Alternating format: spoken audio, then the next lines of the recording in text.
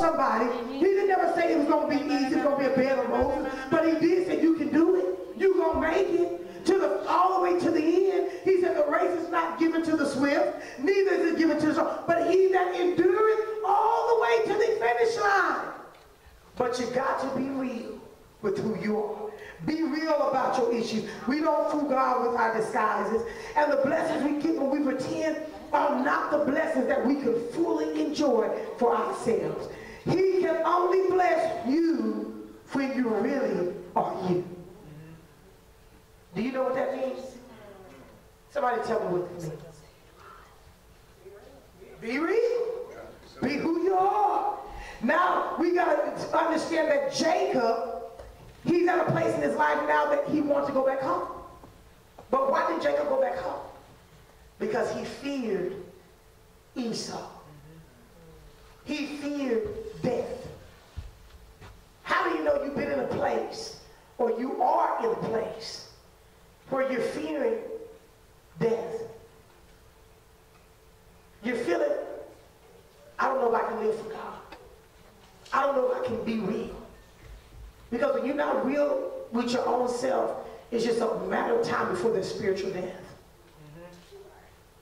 It's a matter of time before spiritual death happens. Before you start sliding back into a place where God brought you out from. So we got to understand that he feared death. He wanted to go back home. But before he meets up with his brother Esau, before he can go back home, he has to meet up with who? God. See, sometimes we don't want to meet up with God because we're afraid God won't show us who we really are. Come on now. Come on now. This is the truth. We don't want to meet up with God. We don't want to pray. Because we don't want God to give us the real answer. We don't want God to tell us the truth. We don't want God to expound to us and show us who we really are. So what we do, we shy away from prayer. We shy away from the church. We shy away from the people of God. But before Jacob could really get back home and get back in a place with his family, he had to get in a place with God. And the Bible says he wrestled all night long, Sister Pat, to get an answer from the Lord. How many of you said, Lord, I'm in a wrestling? I'm wrestling God because I got to find out who I really am. I'm 90 years old, Lord, and I still don't know who I am. I still don't know who you may call me to be at 90 years old. He had to have an encounter at 90 years old, people of God. Why do you want to wander in the wilderness for 40 years till you're 80 and 90 or 100 years old and still never know who you are in God? Come on, why? Because I pretended church, played church all my life. It's more than coming to church. It's more than singing on the praise sheet. It's meeting up with God and letting God show you who you really are. Yeah. Who am I, God? You're not who I want you to be right now. You're not where I want you to place, where I want you to be right now. But if you wrestle with me, if you struggle in prayer with me, if you go in the Word and let me expose the things that's in your spirit that's keeping you from being real, that's keeping you out of my presence. Jacob was not in the presence of God. Do you not know Jacob could never enter into the presence of God until he was 90 years old? Wow. Come on, somebody. He was 90 years old before he was actually able to really enter into the presence of God. That's right. 90 years old, people of God. He was 90 years old. He was 90. And we got to understand that at 90 years of age, 90 years of age, he wrestled with God. He battled in his flesh. He battled with the flesh to overcome being a pretender for being a fake, living with a facade, living and not really acknowledging this is where I'm at. How do you know? Sometimes you don't want to acknowledge where you're at. You don't want to say, well, Lord, I know I don't pray like I should. I know I don't read my Bible. I'm a little carnal. I've been wrestling with doing things of the world, know I should be doing. God, I'm wrestling, you know, I'm trying to stay off that internet, you know, going to the sites I shouldn't be on. Come on, somebody. We got to be real with us. Lord, I'm struggling being faithful to my wife. I'm struggling doing all, I'm struggling with drinking and doing a little sipping and tipping. I'm struggling, Lord, with, you know, with smoking, going back to that nicotine. Come on, and you're going back to it because you won't be real. Yeah. Wow. Let me tell you something. When you are not in the presence of God, it's just a matter of time before you start slipping back to that old man. Jacob couldn't help himself. He had no other choice. You know why? Because he didn't enter into the presence until he was 90 years of age. He pretended all those years until he met God one night. Until he was running from death. He was tired of being stressed. He was tired of living with anxiety. He was tired of not being whole. He was tired of being exiled. He was tired of being on the backside of his blessings for 20 years and never being able to fully live the life abundantly that God has said he should live. Yeah. My God. Some of us are not living an abundant life because we refuse to be with God. He said, I've come that you might have life and life more abundantly. How many of you want to live an abundant life? Yes. Come on. How many? Come on. I didn't see a lot of hands. How many of you want to be blessed? How many want to be on the right side of God? How many of you want to be in the glory, in the presence, where everything, when you get in the presence, everything, God seems to make it go away. He can speak and say, peace be still. How many of you want to live in that presence? How many of you are tired of struggling with your flesh? When I will to do good, evil is always present. I want to do what's right, but I can't because I don't know how to get into the presence. I want to do, God, I want to do what you call me to do, but I just can't somehow pull myself to be bold enough to do it because I just somehow can't get into the presence. God says, stop being a pretender. Die to yourself. Jacob was 97 years old. 97. He was in his 90s. Okay? When he was making his encounter. We got to understand he was so old when he wrestled with God, that's why his hip came out of socket. Okay? He was old. He wasn't young. He was wrestling with God at an old age. Imagine wrestling with God and you're almost 100-something years old. Your bones are a little bit more loose. They're not as strong anymore. But he said it don't matter. I don't care how. See, God is such a great God. It does not matter how old you are. Come on, somebody. God still did not give up on Jacob, even in his old age. He said, I'm still here for you, Jacob. Even in your old age, even though you pretended all your life, even though you was a deceiver, even though you lied, even though you stole, see, that's God's mercy. That's God's grace, giving you a chance over and over and over and over again to get it right. Jacob was old, and God said, I still love you, Jacob. I'm still after you, Jacob. I still want to bless you, Jacob. I still want you to do right, Jacob. But you got to come real. You got to come clean. Yes. You got to come and let me know who you really are. Come on, somebody. So after he wrestled all night, God told him to let go. But Jacob refused to let go until God blessed him. See, you have to decide in your life, you're sick of posing, trying to be perfect. Nobody in this room is perfect. We all have imperfections.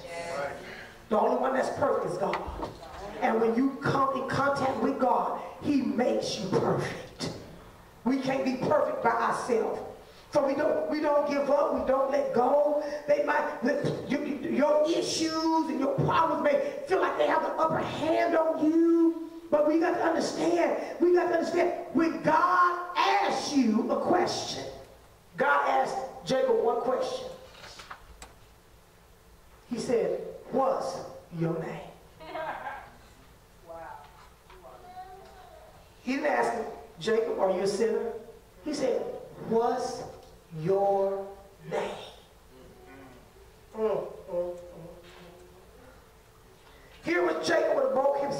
this God is asking me, what's my name? I broke my hip wrestling all night. Struggling to get a breakthrough from my flesh. Struggling to stop pretending. Struggling to stop, to overcome anxiety. Struggling to not be depressed. Struggling to overcome hatred. Struggling to overcome mental torment and mental anguish. And he asked me, what my name? You already know my name. But do you not understand what God was doing? Wow. God was trying to allow Jacob to confess who he really was. Wow. See, God can't do nothing for you when you won't even acknowledge who you really are. I'm dirty, I'm filthy, I'm unclean, and God, I need you to make me whole again. Yeah. He said, Jacob, what is your name? And now you want to know who I am. But you remember his father asked him, who is it? His father Isaac said, who is it? He said, I am Esau. So God wanted him to acknowledge his wrong. God wants him to acknowledge you've been a deceiver. God wanted him to acknowledge you've been a pretender. God wanted him to acknowledge you've been fake. God said, I want to ask you again the same question your father asked you years ago. I'm going to ask you right now. Wow. Who are you? Wow. And when you can come to the knowledge of who you really are, then and only then can I bless you. Yeah. Oh my God. Oh my God. My God, come on somebody. Come on. He had to acknowledge. But now this time Jacob had to acknowledge who he was in order to get a blessing for himself. He took his brother's blessing. But God said, I'm not going to give you your brother's blessing. I'm trying to give you your own blessing. The blessing that I promised you, Jacob. Not somebody else's blessing. You can't be somebody else who I didn't call you to be. You got to be who I called you to be. You got to be who I created you to be. Your name is Jacob. Wow. You're that deceiver. You're the backstabber. You're the grabber. You're the supplanter. Come on, acknowledge who you really are. I'm lazy. I'm no good. I'm a cheater. I'm a liar. I'm a stealer. Come on, somebody. These are the things that I was. I'm acknowledging who I was. But now, God, I need my blessing to become who you want me to be. Oh, my God. Come on, somebody. Come on. And when God asked him his name, he said, Jacob. And in that moment, God renamed him Israel. One who prevails with God. Some of you not prevailing with God. You know why? You know why? You know why some of you are not prevailing with God? Let me tell you why you're not prevailing with God. Because you can't admit who you are. Wow. You can't admit your wrongs. You can't admit, God, I wasn't right. You can't admit. Some of you get in an argument with your wife or your spouse, your husband, and you can't admit I'm wrong. I shouldn't have said that. I shouldn't have done that. Come on. I can't be blessed until I admit who I really am. I'm full of pride. He said pride going before destruction and a Holy Spirit before fall. Come on. He wanted Jacob to acknowledge who he was. So when he finally acknowledged who he was, God was able to bless him. The first key to finding our very selves is to make a decision not to let go of God. God is the only one who can truly bless us. He's the only one that can truly bring us out. We can't tap out on God. You're in a wrestling match, baby, but you can't tap out on this. You can't tap out and say, Lord, let me go. You just say, Lord, hold on to me as long as you can. Because God, I need you. God, put me in a headlock. God, put me in the figure four. But don't let me go because I need your blessing. Oh, my God. When God asked his name, Jacob answered, truthful. Some of us can't be truthful. He was still lying. But only when he got truth on the inward parts. Mother, was God able to bless him? God was able to tell him he didn't pretend to be someone else as he had in the past. The angel wants to know, I see who you have pretended to be. And Jacob says, I'm finally ready to take off Esau's clothes. How many of you ready to take off who you really are? You've been trying to keep on some stuff that God been telling you to let go of. Take it off. Take off that robe of depression. Take off that cloak of unforgiveness. Put on the robe of love. God, come on, somebody, come on. I've been in anxiety. I've been stressed out. Take it off. Let it go. Let God bless you. Come on. Say, I want to be real, God. I want to be real. I am Jacob. You got to tell God who you really are. I'm the one who struggles on the inside. I may have a struggle with homosexuality. I may have a struggle with lesbianism. But you know what? God is not concerned with that. You know what? God is concerned with you being real and saying, Lord, this is who I am, but it's not who I want to be.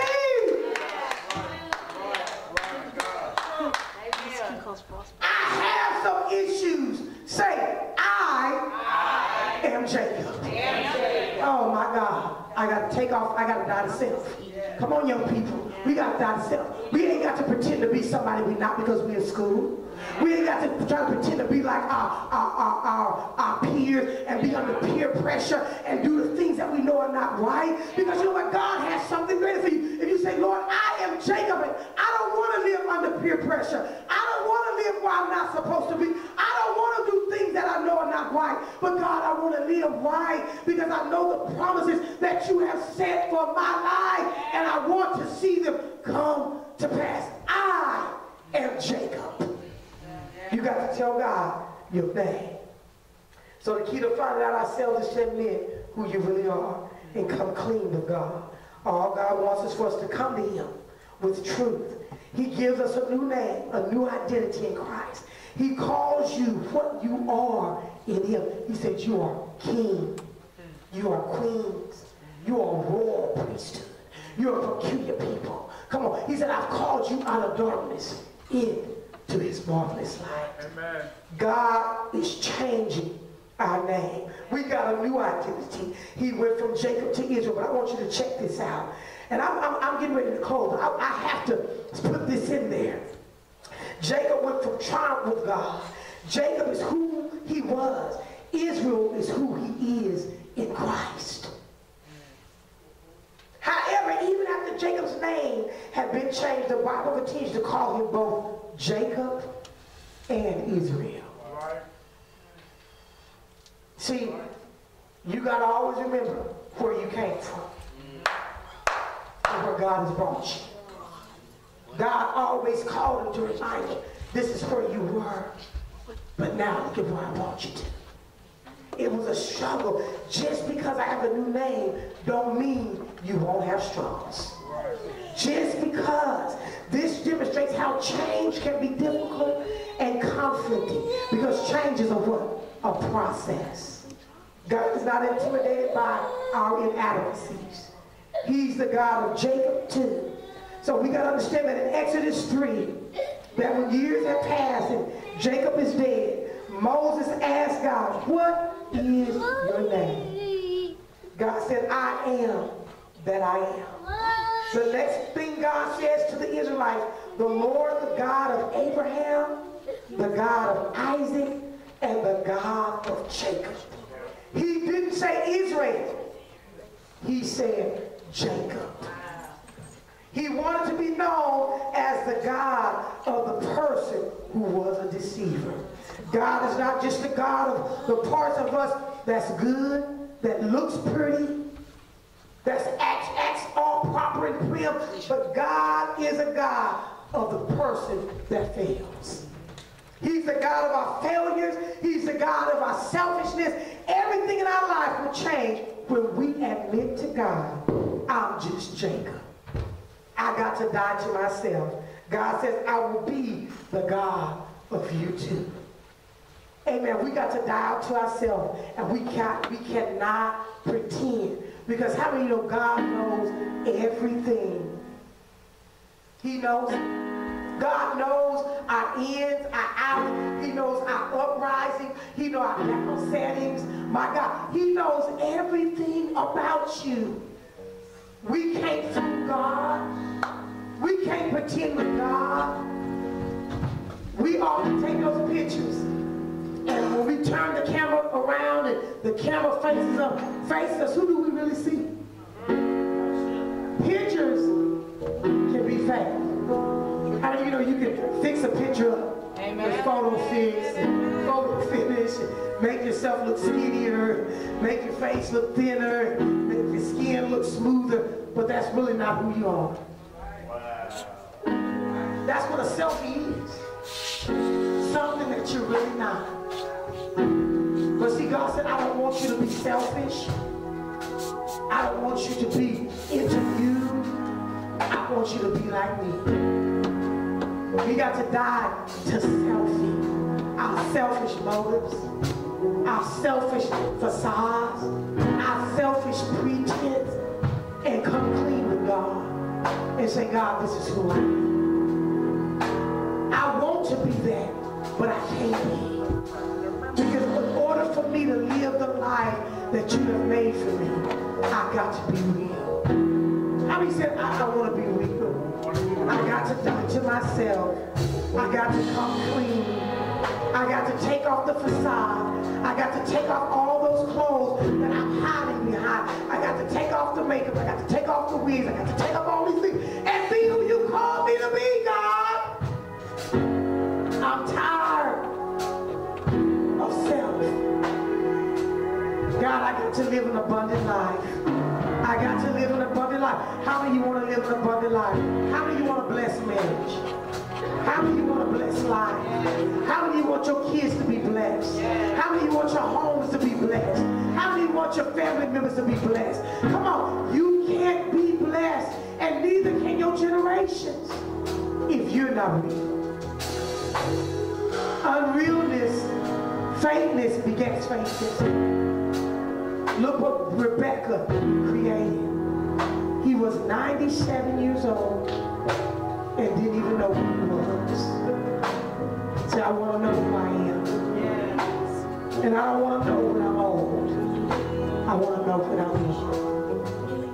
Amen. So as we're standing,